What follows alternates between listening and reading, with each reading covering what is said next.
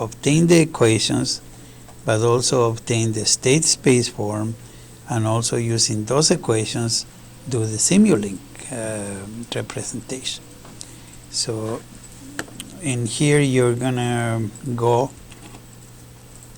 and we need to go to the interface.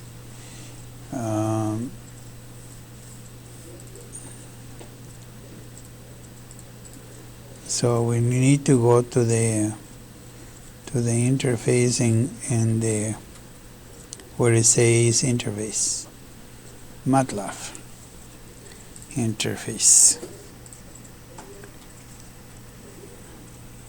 Okay.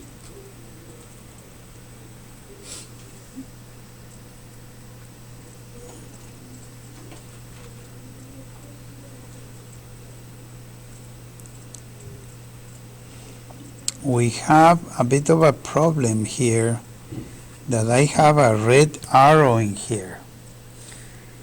Let's see what that is. Let's see what that is.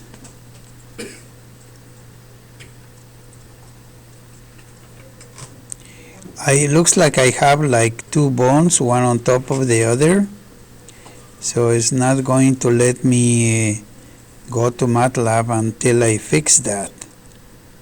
So that is going to be okay. We're gonna delete this.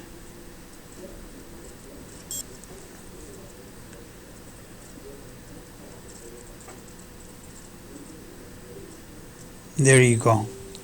I think that should do it. For some reason I think I moved a couple of things in there that I shouldn't, so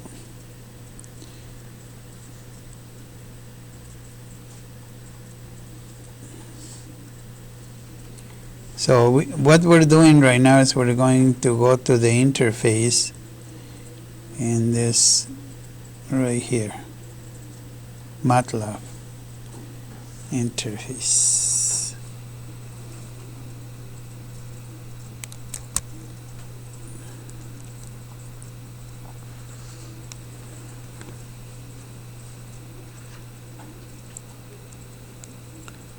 So we have to wait a little bit.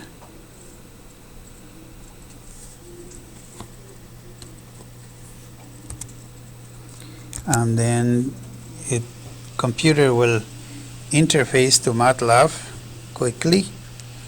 And then in here we're going to produce a new set of files, in this case 4M files, the CAMG mod, which is used for the model file.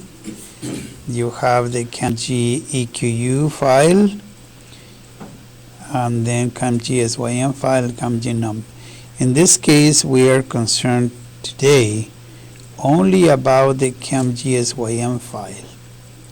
This is the one that works with the state space form. So in here, we could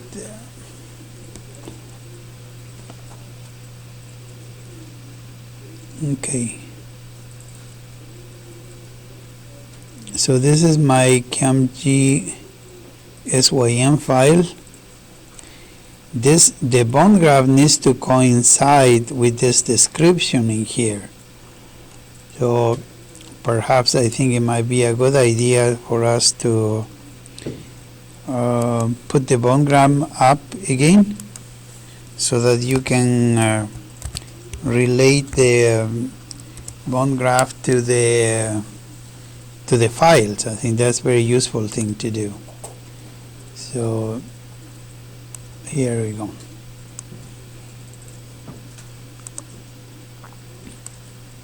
Now we are going to compare the bond graph to this file. So in this file, let me see if I can perhaps increase the font a little bit more so they would be more readable. I think there is one that says fonts in here. Right now it's at 10, but if I do at 18, it's really good. And then I'm going to go and do bold, and then you will be able to read it really clearly. There you go. So what we have in here is the SCAMGSYM file. You see in here you have the parameters I2, TF34, C8, and then R11, and it has in here some question marks because they have not been defined. But we don't want to be defined right now. We are interested on the equations themselves. It has 3 derivatives in this case, so expect a 3 by 3 matrix. But these are the ones that we're interested. These equations.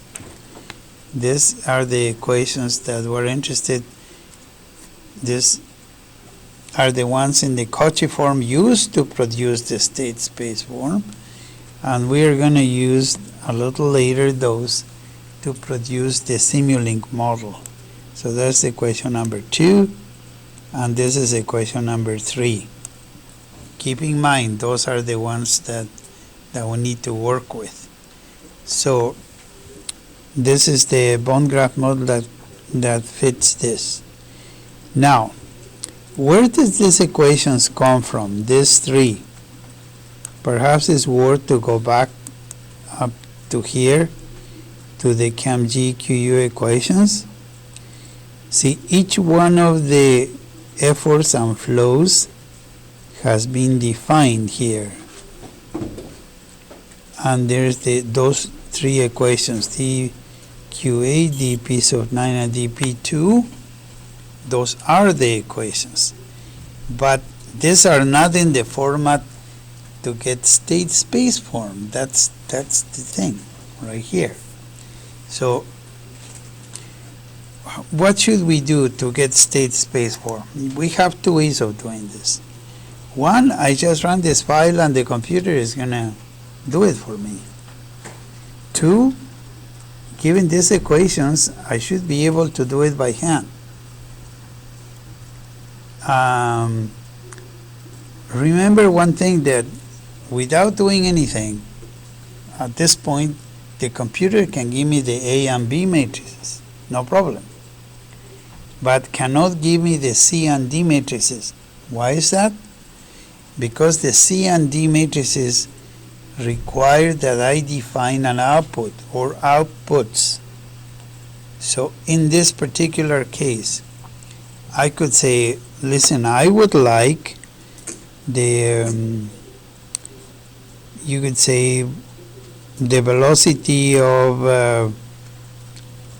the mass, this F11, say, okay, no, F9, and maybe I just want the force acting on the, on here on this gear, on the second gear. So I'm going to choose E5 and F9 as my outputs. E5 and F9. So what I do is, on this file, I go in here and see where it says these binoculars in here, say find. Say E9 please. Am I right? No, I said no, F9 and E sub 5 is just the thing. So it's E sub 5.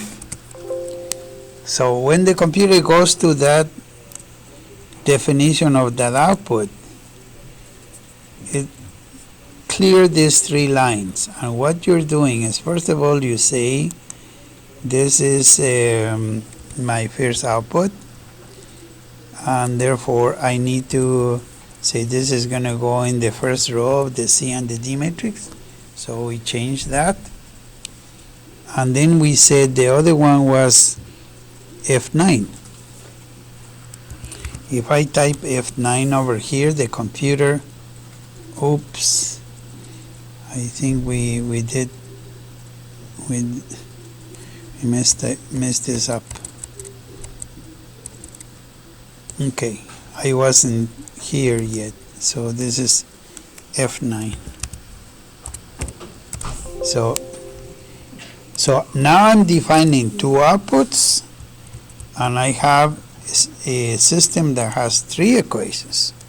So this is output number 2, and therefore I put also this to number 2, and this would be number 2 as well.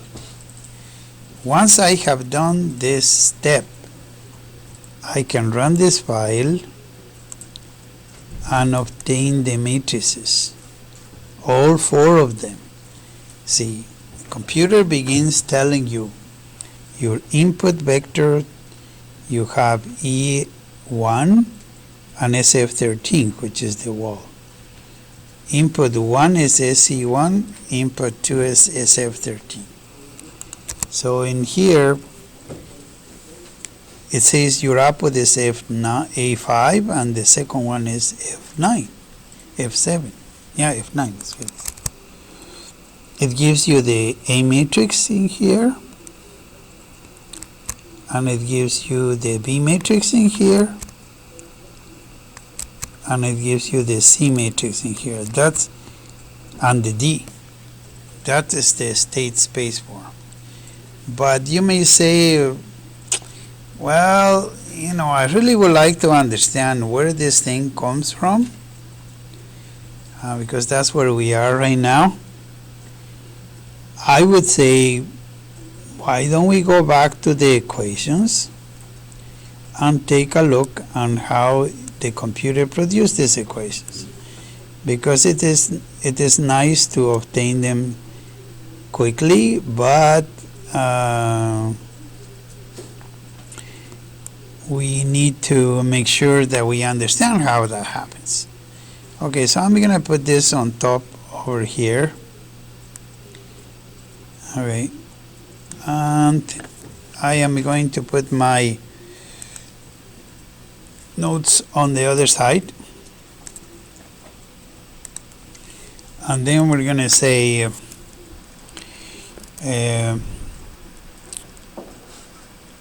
you say from equations to state space form. From equations to a state space form. So I am going to write them down the way I have them in here.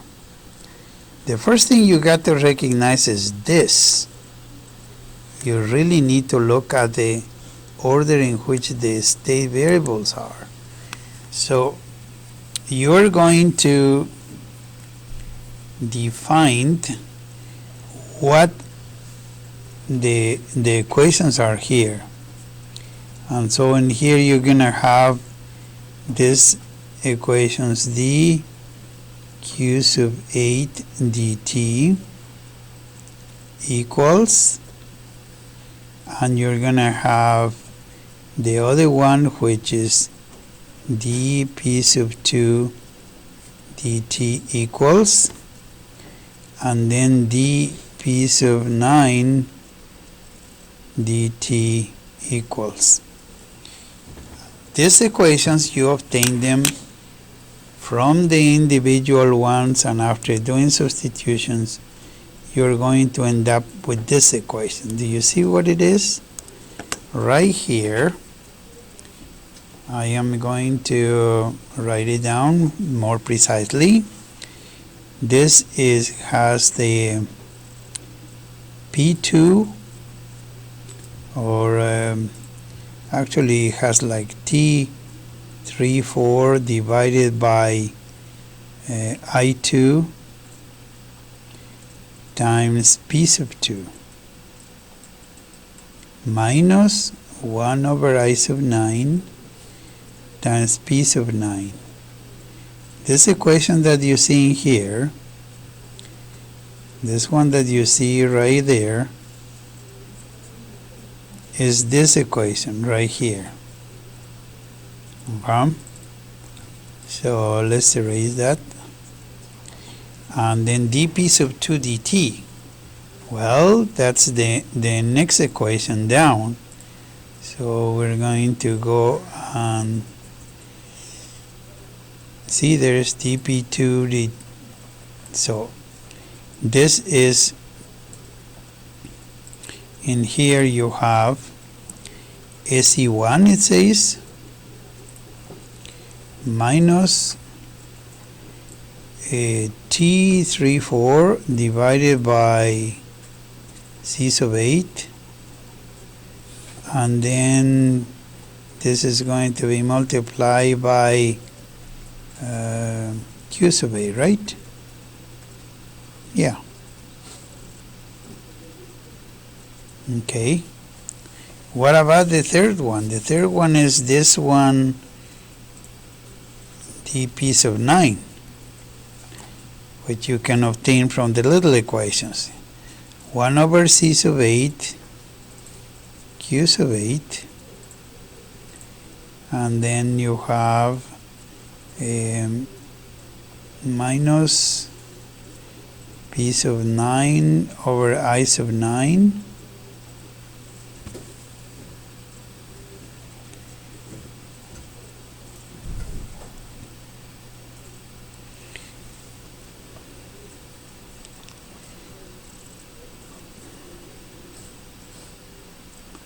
times R11 over I9. So R11 like this, and then plus what you have in here, SF13 times R11. From these equations, we need to find the matrices. So what are we going to do? I think at this point I may just move things around a little bit so that I get myself some space in here. This one's here. You have a way to select what you want to move, like this. This is very interesting. I could just move it like that, because I need a little space to write the matrices. So there they are. So now what I'm going to do is I am going to write down the matrix, and perhaps I'll just do in let's see, and here you have the matrix is going to be D Q sub 8 dt, dp sub 2 dt, and dp sub 9 dt, and I'm gonna put those weakly brackets because this is the vector like this, and then I'm going to put the matrix like this, and put this brackets like this again, and I'll use the this weakly brackets over here, and then I have to put this of course is going to be Q sub 8, this is going to be P sub 2, this is going to be P sub 9, and then you're gonna have plus the B matrix, which would be like this, and then multiplied by the vector of state, vector of inputs. So in here you have, this is the, let's see which one was defined as the first input.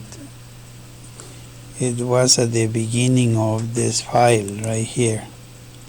See, it here tells you Input 1 is SC1 and input 2 is SF13. That makes a difference because when I write in here, you with SE1 and you with SF13. Very good. So these are my AB matrices. They come from this equation. So you see, this Q sub 8 is not here. So this is going to be 0. P sub 2 is one that says T34 divided by I sub 2. And then the other one is minus 1 over I9. Does this one have a SE on this? No. So does it have SF13? No. This one, dp sub 2 dt, you have Q sub 8 would be a minus T34 divided by C sub 8. And then you have this other two are going to be zeros. And SE1 is 1 and this is 0. See? This is how you build these matrices. On this other one is going to be 1 over C sub 8 and then P sub 2, which is 0, right? And then you have R11 over I sub 9 minus. And then this one is going to be a, on this you have SE1 you don't have, but you have SF13 times R11, so R1. Is it right? No, R11. So what you have done in doing this, you have written in this form like this. This is X dot equals to this matrix A plus the matrix B, no, excuse me, vector of state variables X, and this vector that, this matrix B multiplied by the vector of inputs U. This is what you have. So the question now is, do I have the state space form, or do I have these matrices in the same way as I got them from the equation? The answer better be yes, because otherwise we will have a whole different thing. So you see the matrix in here, the first row, and then this, you see it's exactly the same what I did by hand. The other one, minus T34 over C sub 8, and then 2 zeros, that's what I have over here. And the other one is 1 over C sub 8, then 0, and then R11 over I9. That R11 over I9 is what I have in here. If you keep going, see the B matrix is 0, 0, 1, 0, 0, R11. What's the lesson from this? The lesson from this is that once you have the equations in this form, in this Cauchy form, let's call them and maybe write this down. In here, these are the ones in the Cauchy form. But the ones down here, these ones, all these guys are state space form.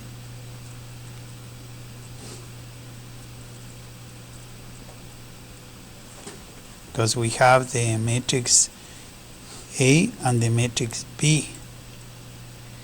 But you see, we don't have the C and D matrix. But what we need to do is to get those equations for the two outputs that we have. We decided that, we decided there were two outputs. One was E5 and one was F9. So you see in here, if you look at the equation here for E sub 5, yeah, look what it says. The equation is Q8 over C sub 8. So I am going to write that down. I'm going to write down that E sub 5, yeah, E sub 5 is equal to Q sub 8 over C sub 8. Okay, so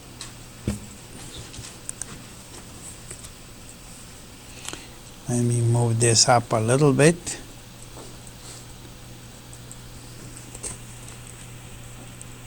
Yeah, Q, and what was the other output that we wanted? Was F9. So if we put here F9, it should take us to that place.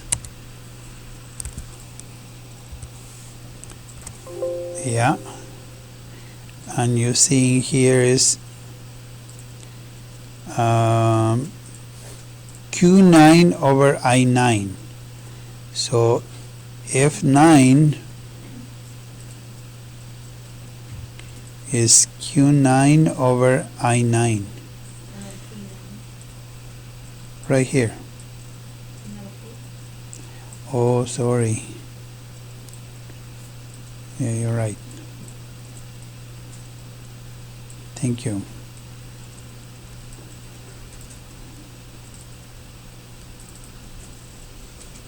Yeah, this is great. For racing is very clear. That means that my outputs, if I do the same thing here for E sub 5 and F sub 9, this is going to define my C matrix and the D matrix.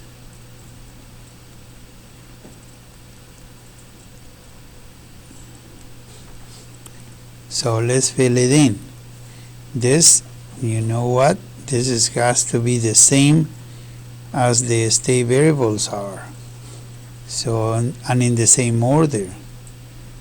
Q8, P2, and Q9. So Q8, P sub 2, and Q sub 9. And this is SE1 and SF13. The other. So take a look in here, Q sub 8. So this is 1 over C sub 8. And then the other ones are 0, 0. And 0, 0, because it doesn't do any, it doesn't depend on this. And this other one in here is going to be 0, 0. This is P sub 9.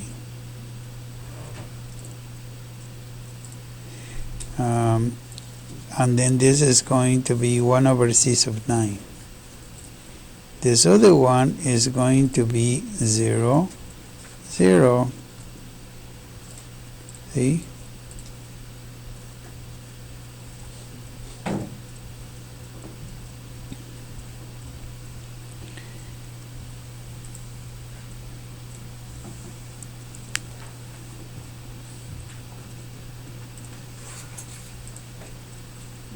Okay, so you have this, there's only 2 rows.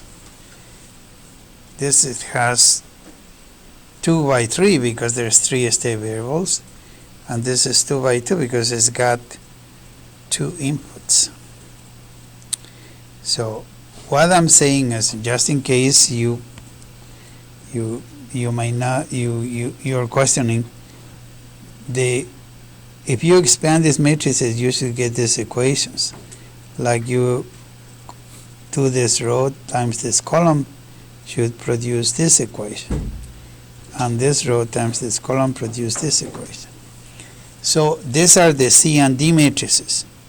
So if you go a little farther down, you see there is on the left 1 over C sub 8, 0, 0, 0, 0, 1 over I sub 9. I mean, that's a little correction. It's not a C, it's an I9 over here. Yeah. And then you have the D matrix, all 4 zeros, see, like this.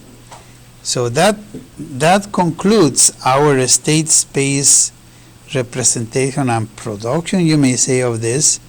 This is the way it is. It says y is equal to the matrix C times the vector of state variables plus the matrix D times the vector of inputs. Both, ladies and gentlemen, both sets of A and B plus C and D make state space form. State space form has to be made out of 4 matrices, unless the apples are not specified, in which case you have 2, right?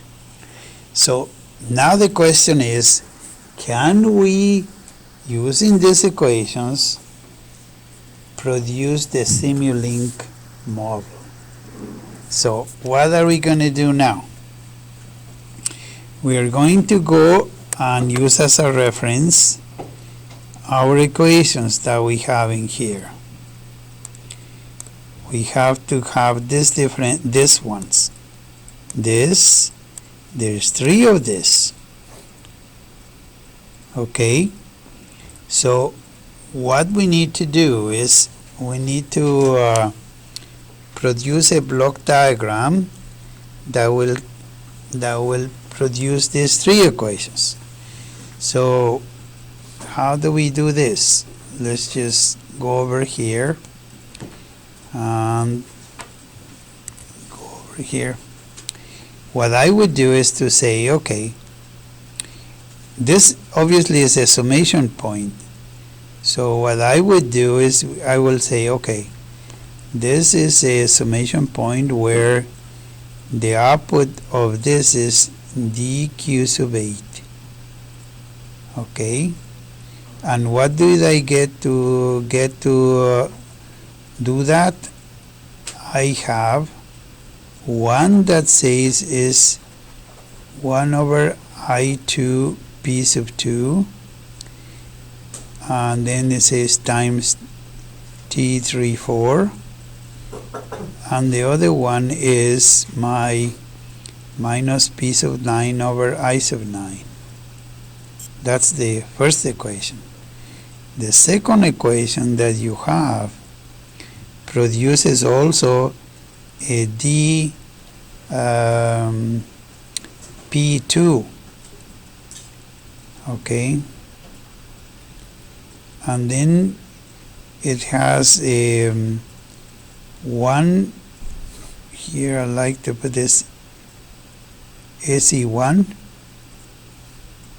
yeah, and then it has a minus q sub 8 over c sub 8, and then times T34.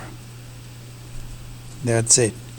And then the last one, the last equation that we have is this dp sub 9 dt. So here's what I would do.